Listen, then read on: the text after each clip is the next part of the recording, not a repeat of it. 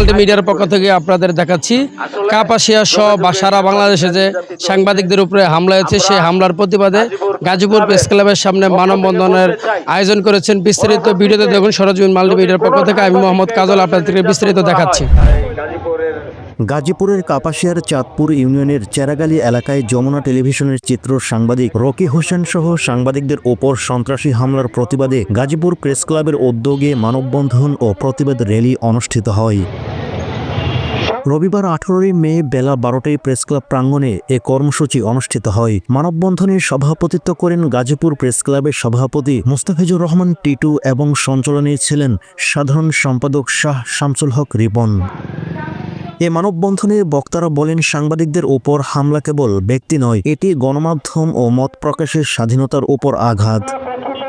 এটি কোনোভাবেই এই বর্বরতা মেনে নেওয়া যাবে না। এ সময় বক্তব্য রাখেন গাজীপুর প্রেস ক্লাবের সাবেক সভাপতি নাসির আহমেদ, মাজহারুল ইসলাম মাসুম, মুজিবুর রহমান সিনিয়র সহ সভাপতি HM দেলোয়ার হোসেন এবং সভাপতি মোহাম্মদ রেজাউল বারী বাবুল, সাবেক সাধারণ সম্পাদক আমিনুল ইসলাম আলমগীর হোসেন, রুহুল আমিন সজীব, প্রেস ক্লাবের যুগ্ম সাধারণ সম্পাদক হাসমত আলী, বাংলা ভূমির সম্পাদক নজরুল ইসলাম আজহার, ডিবিসি নিউজের সাংবাদিক মাহসুদা শিকদার, ডেইলি স্টারের মঞ্জুরুল কবির প্রমুখ।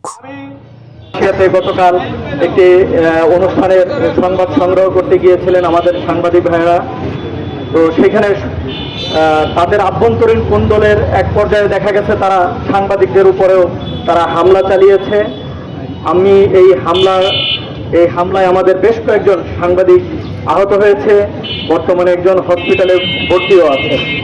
তো এই হামলার সাথে যারা জড়িত তাদের দ্রুত আমি গ্রেপ্তার। গতকালকের এই ন্যাক্কারজনক হামলার দৃষ্টান্তমূলক শাস্তি না হওয়া পর্যন্ত আমরা মাঠ ছাড়বো না। এখন আপনাদের সামনে বক্তব্য দেখা যাবে কি জানেন, বিএনপির দুই গ্রুপ, তো সেলিম সাহেব ছিল ওখানে প্রধান অতিথি, রিয়াজুল হান্নান ভাই, তাকে নিয়ে তার লোকজন নাকি আক্রমণ করেছিল এরকম শোনা যাচ্ছে। আমি রিয়াজুল ভাইকে চিনি, কিন্তু সেলিম সাহেবকে তাকে আমি চিনি না। সে ওখানে অনুষ্ঠান করেছে, একেবারে ঘরোয়া পরিবেশের অনুষ্ঠান, আমরা আসলে তেমন কেউ জানতামও না প্রোগ্রামটা। যাই হোক, কিন্তু আমি বলবো, যদি আপনারা যারা নেতারা আছেন সাংবাদিকদের যদি নিরাপত্তা দিতে না পারেন, আপনাদের নিজেদের ভিতরের যে কাউতালি, এই জিনিসগুলো যদি আপনারা কন্ট্রোল নিতে না পারেন, তাহলে সাংবাদিক ডাকবেন না। কারণ আপনারা দুই পক্ষ কাদা ছোড়াছুড়ি করবেন, কাকে টেক্কা দিয়ে কে উপরে উঠবেন সেই যুদ্ধ করবেন, আর মাঝখানে বলি সাংবাদিক। যার বাহিনী এই হামলা চালিয়েছে সেই বাহিনীর প্রধান গতকালকে গাজীপুর হাসপাতালে এসে সাংবাদিকদের সাথে কথা বলেছেন, ব্যবস্থা নেবেন। আমাদের পূর্ববর্তী বক্তা আমিনুল ইসলাম বলেছেন তিনি এখন পর্যন্ত কোনো পদক্ষেপ গ্রহণ করেনি। কাজেই তাকেও ছাড় দেওয়ার কিছু নেই। এবং আমরা যা দেখি আমরা তাই লিখি, আমরা যা দেখি আমরা তার ছবি তুলি এবং সেই ছবি এবং সংবাদ আমরা আমাদের নিজস্ব মিডিয়ায় প্রচার করি। কাজেই সাংবাদিকরা এই অবস্থায় তারা সেখান থেকে ওই লোকটাকে ধরে নিয়ে গেল। আমরা যারা তাকে রক্ষা করার চেষ্টা করছি আমাদের উপর তারা হামলা করলো, লাঞ্ছিত করলো। আমরা ইতিমধ্যে কয়েকজনকে চিহ্নিত করতে পেরেছি এবং যাদেরকে আমরা চিহ্নিত করতে পেরেছি আমরা ইতিমধ্যে জেনেছি ওনারা গাজীপুর জেলা বিএনপির। সত্য, সাংবাদিকতা পেশা হলো রাষ্ট্রের তৃতীয় স্তম্ভ।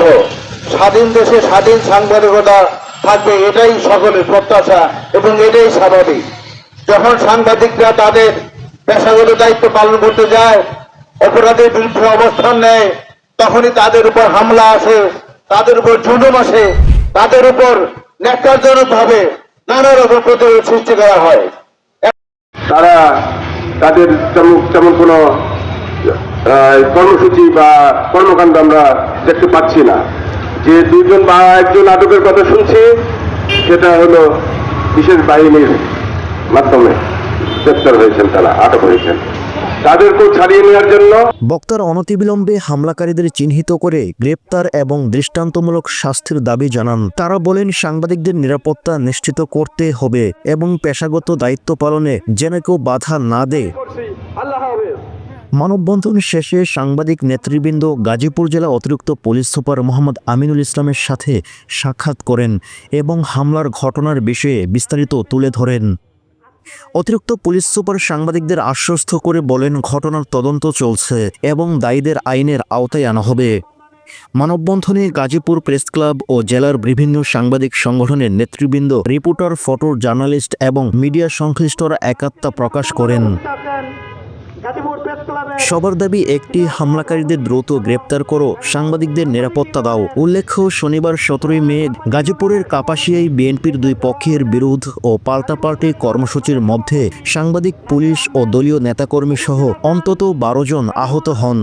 শনিবার দুপুর 2টার দিকে উপজেলার চাঁদপুর ইউনিয়নের চেরাগালি মোড়ে এ সংঘর্ষের ঘটনা ঘটে। গুরুতর আহত যমুনা টিভির চিত্র সাংবাদিক রকি হোসেন বর্তমানে গাজীপুর উত্তরা ক্রিসেন্ট হাসপাতালে চিকিৎসাধীন রয়েছেন। এছাড়াও পুলিশের গোয়েন্দা সংস্থার সদস্য খুরশেদ আলম সহ আরও বেশ কয়েকজন আহত হলেও তাদের নাম তাৎক্ষণিকভাবে নিশ্চিত করা যায়নি। আজকে এই প্রোগ্রামে সমবেত হওয়ার জন্য আপনারা জানেন, গতকাল কাপাসিয়াতে একটি রাজনৈতিক প্রোগ্রাম কাভারেজ করার জন্য গাজীপুর প্রেস ক্লাব থেকে কয়েকজন সাংবাদিক সেখানে গিয়েছিলেন এবং আপনারা জানেন সেখানে কে বা কারা ফ্যাসিস্ট কায়দায় হামলা চালিয়েছে সেই সমাবেশে, এবং সেই হামলায় আমাদের যমুনা টেলিভিশনের ক্যামেরা পার্সন রাকিব হাসান সহ আরও অনেক সাংবাদিকরা আহত হয়েছেন এবং পুলিশের এক সদস্য গুরুতর আহত হয়েছেন। সংগ্রামী সাথী ও বন্ধুগণ, তারা শুধু হামলা চালিয়ে আহত করে ক্ষান্ত হয়নি। আপনারা জানেন সেই সাংবাদিকদের লাইফ সাপোর্ট এবং সাংবাদিকদের ক্যামেরা সহ বিভিন্ন সরঞ্জাম তারা সেই সমাবেশ থেকে গণতন্ত্রের উপর হামলা, একটা সাংবাদিকের উপর হামলা মানে সাধারণ জনগণের উপর হামলা। কাজেই নানাভাবে হয়রানি করা হচ্ছে।